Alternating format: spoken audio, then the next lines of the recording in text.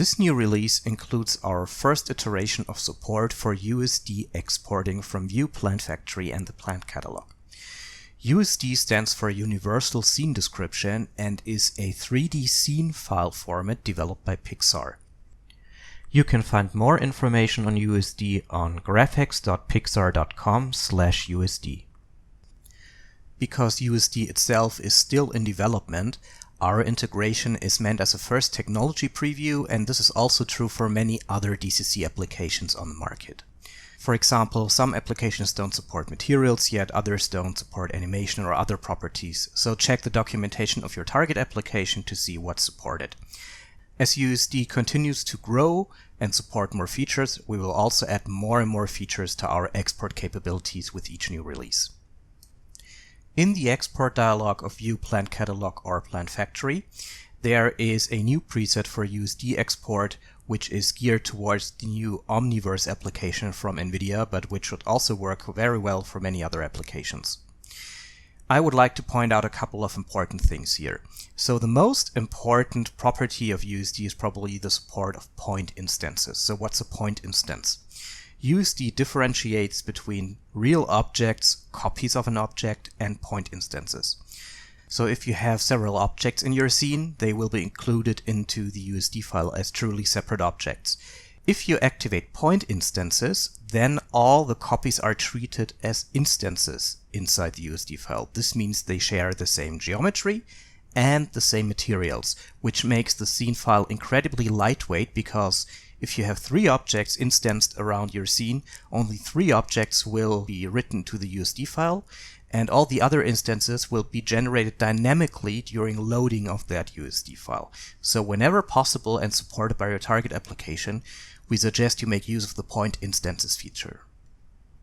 The format options define the file extension of the USD file. So there is USDA, USDZ, and USDZ. USDA is written when the file format is set to ASCII, USDC when it's set to binary, and USDZ when it's set to zipped USD. With ASCII, the files get really large because they're basically text files that you can still edit. So theoretically, you could simply exchange the text file in your pipeline and change the location of vertices or any other 3D property directly in that text file. Binary, on the other hand, is an executable file, and it's much more lightweight and faster to load. So if you don't need the editing capabilities of the text file, choose binary. And finally, USDZ is more or less a still experimental version of USD, and it's mostly meant for augmented reality scenarios. We also added an option when exporting geometry with double-sided faces to slightly offset double-sided faces by a couple of millimeters, so that there is no fighting between the front and back side in USD files, which can become an issue in a couple of applications. Here are a few examples of USD exports from VUE PlantFactory and the PlantCatalog. Currently we support the export of cameras, static or animated polygon objects, either with animated bones or as a point cloud, materials, and the skybox. The folder structure on the right represents the internal structure of the USD file, including animation data and bone rigs. Texture maps are dumped to disk and get referenced from within the USD file.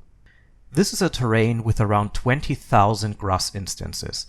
But because we used point instances for export, the resulting USD file is only 60 megabytes in size, and it renders very fluently even in path traced mode. Cameras and their respective settings such as depth of field are also carried over. So once again, the final look of the exported USD asset will depend on which features are supported by the target application. We look forward to supporting more USD features in the future, and we're excited to see this new format being developed and grow as it continues to take the industry by storm.